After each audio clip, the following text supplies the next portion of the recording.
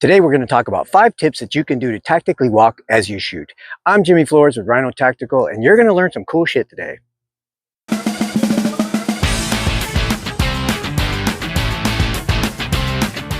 Tip number 1, take short steps. The longer the steps, the more unstable the stride is. So remember, take short steps. Tip number 2, heel toe your steps, roll your steps. This allows for maximum smoothness and shock absorption. And above all, keep the gun level. It will look something like this. Again.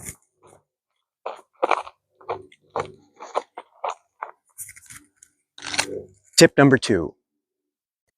Tip number 3 is plan your shots in between your strides. So when my rear foot is transitioning to my toes and my forward foot is coming forward onto my heel, I'm going to shoot just before my forward foot hits the ground in between strides. So I'm going to go like this. Boom, boom, up in the air, boom, boom, up in the air, boom, boom. Backwards, up in the air, boom, boom, up in the air, boom, boom, up in the air, boom, boom. It's basically just like a runner would run. He runs like this. In between, he's transitioning to his other arm to keep balance. That is what you're going to do. In that balance, you're going to shoot. That is tip number 3 for tactical movement. Tip number 4, super important, is no tunnel vision. While you are transitioning onto your target, away from your target, to the left of your target, or to the right from your target, you need to be constantly aware of the situational awareness and what's going on around you. Okay, super, super important. A lot of people just get tunnel vision and they focus in on that one target. Police officers, military, or civilians forget what's going on around them. And people can flank you, people can get you from behind, things like that. So you always want to practice to keep extreme situational awareness. That's tip number 4. Tip number 5, and it's the most important, never, ever, ever stop moving. This goes for if you're going in on a target, if you're coming back from a target, if you're going to an escape vehicle, if you're going to a different type of cover, if you are tactically relocating, never, ever, ever stop moving, especially if you have a malfunction. Do what you got to do, clear it, but never stop moving. It will save your life. So tip number 5 is never, ever, ever stop moving.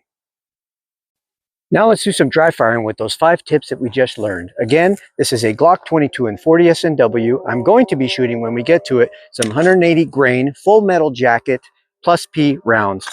Again, it is safe, nothing in the chamber. So let's do some dry firing, forwards and backwards. So basically it will look like this. Pow, pow, pow, pow, pow, pow, pow, pow, pow, pow, and backwards. Boom, boom, boom, boom, boom, boom, boom, boom, boom, boom. Once again, pow, pow, pow, pow, pow, pow, pow, pow, pow, pow, pow, pow, and backwards. Boom, boom, boom, boom, boom, boom, boom, boom, boom. Pow, pow, pow, pow, pow, pow. I can also transition off of other targets as long as I keep moving. And now let's do some live fire with the tips we just learned. I'm going to go ahead and load up.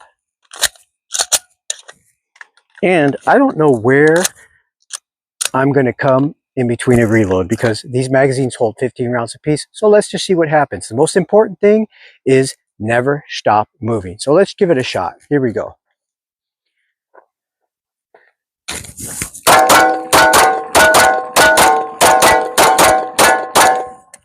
Reload. Transitioning. There you have it. Simple as that. Always keep moving. Utilize the 5 tips that we taught you. But again, the most important one is always keep moving. Keep yourself alive. We hope you enjoyed that on the 5 tips to tactical movements part 1. We'll see you next week where we take on part 2. Until then, keep on shooting.